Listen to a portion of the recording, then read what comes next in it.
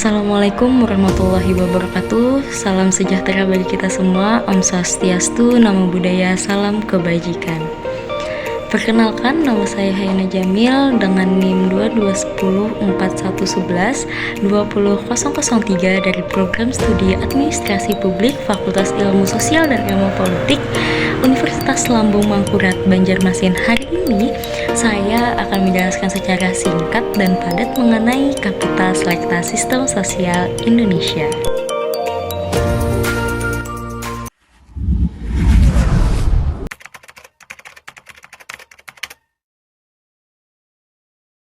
Jadi apa sih Kapital Selekta Sistem Sosial Indonesia itu? Kawan-kawan, Selekta Sistem Sosial Indonesia merupakan suatu pembahasan mengenai karakter dan dinamika masyarakat, struktur sosial, proses sosial rakyat Indonesia, serta persoalan-persoalan yang dihadapi dalam proses pembentukan negara bangsa Indonesia.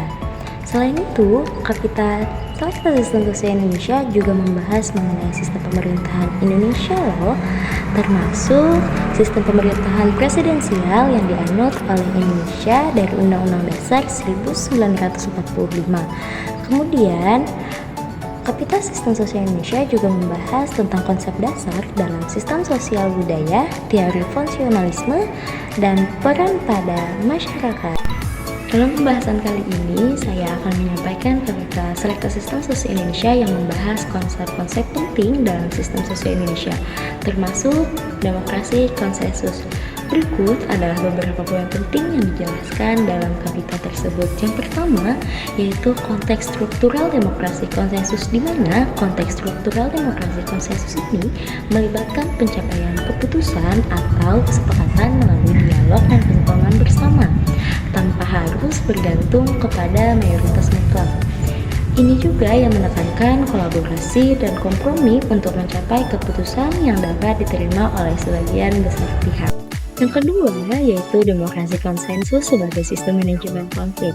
Demokrasi konsensus dapat menjadi alternatif demokrasi mayoritas, yaitu majoritarian demokrasi, dan menyediakan mekanisme untuk mengelola konflik antar kelompok politik dan sosial.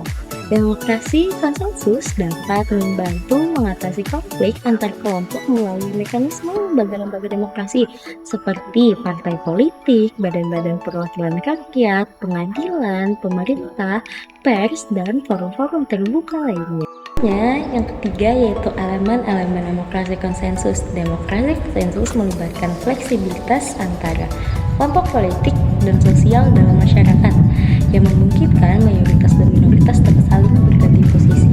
Konsensus yang menjamin tegaknya konstitusionalisme di zaman modern pada umumnya dipahami bersandar pada tiga elemen konsensus, yaitu yang pertama adalah kesepakatan tentang tujuan atau cita-cita bersama, atau the general goals of society or general acceptance of the same philosophy of government. Yang kedua yaitu kesepakatan tentang the rule of law sebagai landasan pemerintahan atau penyelenggaraan negara, yaitu the basis of government. Yang ketiga yaitu tentang kesepakatan bentuk institusi-institusi dan prosedur-prosedur ketatanegaraan atau the form of institution and procedure.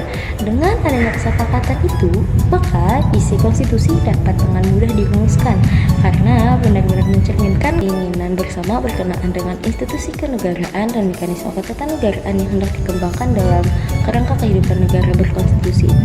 Kesepakatan-kesepakatan itulah yang dirumuskan dalam dokumen konstitusi yang diharapkan dijadikan pegangan bersama untuk kurun waktu yang cukup lama. Yang terakhir atau yang keempat yaitu demokrasi Pancasila sebagai demokrasi konsensus. Pancasila adalah ideologi nasional Indonesia yang menjadi dasar hukum negara, dan demokrasi Pancasila dapat dianggap sebagai demokrasi konsensus yang menerapkan konsensus untuk mengakomodir dan melindungi kelompok minoritas. Demokrasi Pancasila mengutamakan prinsip-prinsip dasar Pancasila sebagai landasan konsensus dalam pengambilan keputusan dan menciptakan harmoni di tengah keberagaman masyarakat Indonesia. Contohnya seperti gotong royong dan musyawarah mufakat yang menjadi inti dari demokrasi konsensus ini.